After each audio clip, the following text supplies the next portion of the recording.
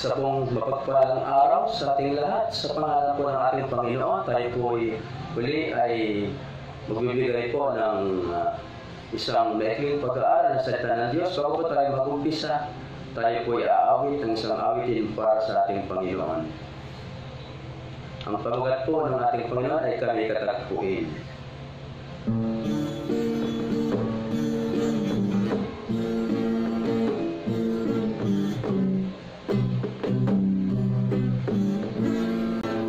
At sa iming nahain, aming dalangin, kami katagpuin. Iparanas mo sa amin ang iyong kapangyarihan, ipamalas mo sa amin ang iyong kaluwalhatian, hanggang ang aming kaluluwa'y mapuspos ng lubusan, at sa aming kalagitnaan ay bumaba ang kalangitan, dakila ang iyong ngalan.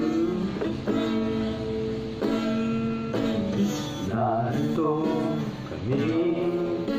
nagpapakumbaba, masamba sa isang Diyos. Hinahanap namin talikan iyong mukha, masa mo sa iyong pagkilos, at sa iming nahain tabing dalangin, kami katagpuin. Iparanas mo sa amin ang iyong kapangyarihan, ipamalas mo sa amin ang iyong kaluwalhatian, hanggang ang aming kaluluwa'y mapuspos ng lubusan, at sa aming kalagitnaan ay bumaba ang kalangitan, dakila ang iyong ngalan. Iparanas mo sa amin ang iyong kapangyarihan, ipamalas mo sa amin ang iyong kaluwalhatian, hanggang ang aming kaluluwa'y mapuspos ng lubusan, at sa aming kalagitnaan ay bumaba ang kalangitan, dakila ang iyong ngalan. Dakila ang iyong ngalan, dakila ang iyong ngalan. Marami pong salamat, Panginoon. Dakila po ang iyong pangalan, dakila po ang iyong kapangyarihan. Marami pong salamat sa araw pong ito. Sasamahan po kami ng iyong banal na Espiritu, ng iyong pong mapagpalang mga kamay sa maikling pag-aaral pong ito. Salamat po. Ito po ang aming dalangin sa iyo, Ama. Po, Panginoon, sa araw pong ito, muli ay mapagpalang araw po sa ating lahat. At sa atin pong pag-uumpisa ng pagkinig ng salita ng Diyos, ako po'y magbabasa sa Mark chapter 4 verse 11 to 12. Sabi po dito sa Tagalog, at sinabi niya sa kanila, sa inyo ay pinagkaloob ang makaalam ng hiwaga ng kaharian ng Diyos. Datapwat sa kanila na nasa labas ay lahat ng mga bagay ay ginagawa sa pamamagitan ng mga talinghaga, upang kung magsiningin sila ay mga kakita at huwag mamalas, at kung mga kinig sila ay mga karinig at huwag mga kaunawa, baka sakaling sila ay magbalik loob at patawarin sila. Hallelujah. Ito po ay pinapakita po rito, mga kapatid ko sa Panginoon, sa verse 11 at 12 ng ni Marcos, sulat ni Marcos, ay dalawang klase pong tao yung ipinapakita po dito na sinabi po ng sulat pong ito sa Marcos. Ito pong isang tao na nakakaalam o makaalam ng kaharian ng Diyos, at ito pong isang tao na sinasabi po na nasa labas na sa pamamagitan lamang po ng talinghaga.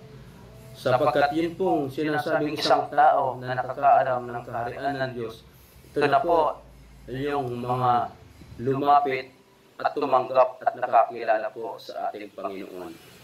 Sila po yung mga tao na hindi na po kailangang talinghaga sapagkat naiintindihan na nila at nauunawaan na nila yung hiwaga na dating hiwaga ng mga taong nasa labas, ngayon po yung mga tumanggap at nakakilala sa ating Panginoong Hesukristo at nagpasakop.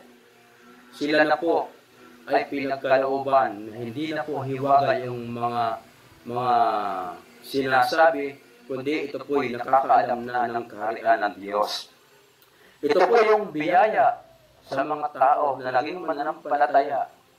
Biyaya sa mga tao na nagkaroon ng kaligtasan habang nandinip pa po sa lupa, ay nalalaman na nila yung kaharian ng Diyos. Ano po yung kaharian ng Diyos? Marami pong ilustrasyon. Sinabi ang Panginoong Jesucristo sa kaharian ng Diyos na katulad ng isang bata na walang muwang na hindi po na nagkakaroon ng kasalanan. Ano pong ibig sabihin ng makaalam ng kaharian ng Diyos? Yung isang taong umiiwas sa kasalanan, yung isang taong umiiwas sa mga maruruming mga gawa, yan po yung nakakaalam ng kaharian ng langit sapagkat ang banal na Espiritu ay nananahan na po sa kanila. Ngunit sa mga tao na hindi po pinananahanan ng Espiritu, ang lahat pong ito ay nagiging isang talinghaga. Ang lahat pong ito ay nagiging isang hiwaga na kung minsan ay hindi po nila maunawaan. Ngunit sa mga taong nagpasakop sa ating Panginoong Hesukristo, sa mga taong tumanggap at nagsisi sa kanilang mga kasalanan, yan po ay nagiging hindi na hiwaga. Madali na po nilang maintindihan ang mga salita ng Diyos na nakalagpaloob po sa Biblia. Ganun po yung dalawang klase ng tao na binabanggit sa Marcos chapter 4, verse 11 at 12. Dito po natin makikita yung kaharian ng Diyos na sinasabi, yung mga nasa labas, hindi po nila alam ang kaharian ng Diyos. Hindi po nila malalaman ang kaharian ng Diyos na sinasabi po ng Panginoong Jesucristo sa sulat ni Marcos, hanggat hindi po sila nagpapasakop sa ating Panginoong Jesucristo. Hindi po nila maiintindihan ang kaharian ng Diyos at hindi po nila mauunawaan ang sinasabi ng Panginoon hanggat hindi po nila tinatanggap ang Panginoong Jesucristo bilang Panginoon at tagapagligtas. Ano po yung kaharian ng Diyos? Tandaan po natin, sinabi po, ako ay pupunta doon sa bahay ng aking Ama. Sa bahay ng aking Ama, it's a mansion. Marami pong silid doon at ipaghahanap ko kayo ng dako niyong matutuluyan. Yun po yung sinabi ng Panginoon, yung kaharian ng aking Ama, sabi niya. Maraming isang mansion. Yun po yung pang-aliw na kahit ang isang Kristiyano, ang isang mananampalataya na dito sa salibutan po ito ay naghihirap, yun lamang po ang ating iisipin. Ngunit kung hindi naman po naghihirap ang isang Kristiyano dito, okay lamang po, that's good sapagkat nandito siya sa salibutan na tinatamasa niya ang biyayang literal. Ngunit ang isang tao naman, isang mananampalataya, na kahit hindi po siya gaanong masagana sa pinansyal, ngunit sakto lamang, ay hindi naman siya pinapabayaan ng ating Diyos. Sapagkat ganun po ang ating Diyos, hindi po tayo papabayaan. Bagamat hindi tayo kasing yaman ng iba, ngunit iyan po ang pang-aliw ng Diyos na hindi po tayo, yun po ang katotohanan ng kanyang ginagawa sa atin, hindi po tayo magugutom, hindi niya po tayo papabayaan, hindi niya po tayo papabayaan at lalong-lalo na po may nakalaan doon para sa mga mananampalataya. Ganon din po yung mga hindi mananampalataya, yun po ang napakasaklap na pangyayari na hindi po tumanggap sa ating Panginoong Jesucristo. Ito po yung sinasabi doon upang kung magsitingin sila ay mga kakita at huwag mamalas at kung mga kinig sila ay mga karinig at huwag mga kaunawa. Baka sakaling sila ay mga balikdo at patawarin sila. Tingnan po. Yung salita ng verse 12 ay sinasabi kung tumingin sila ay makakita. Nagnanais pa rin ang salita na ito sa Marcos na ang mga hindi mananampalataya o hindi nagbalik loob sa Panginoon ay pwede pong magbalik loob. Kung gugustuhin ng bawat isa, kung magpapasakop sa ating Panginoon. Upang kung magsitingin sila ay mga kakita, huwag mamalas at kung mga kakinig sila ay mga karinig at huwag mga kaunawa, baka sila ay magbalik loob at patawarin sila. Yung mga tao pong hindi mananampalataya, ito po ay nagsasabi rin ng salitaan ito na baka magbalik loob sila at patawarin sila. Kung ito po ay nagnanais, yung mga nasa labas na sinasabi po sa sulat na ito, kung sila po ay nagnanais din magbalik loob sa ating Panginoong Jesucristo, kung sila po ay magpasakop, baka po patawarin sila. At huwag mga kaunawa, baka sakaling sila ay magbalik loob at patawarin sila. Ganun po, mabuti ang ating Panginoon. Ang kaligtasan at ang kaharian po ng Diyos ay para sa lahat. Ngunit, doon sa mga hindi nagnanais, ay sa hindi mga sincero, ay talaga po hindi mapupunta sa kanilang kaharian ng Diyos. Ganun po ang salita po ng ating Panginoon. Ganun po, kasinsero ang salita ng Panginoon. Ito para sa lahat, ngunit, bakit ito hindi napupunta para sa lahat sapagkat yung mga tao na ang mismong umiiwas sa kaharian ng Diyos o sa kaligtasan na ibinibigay niya dapat para sa lahat.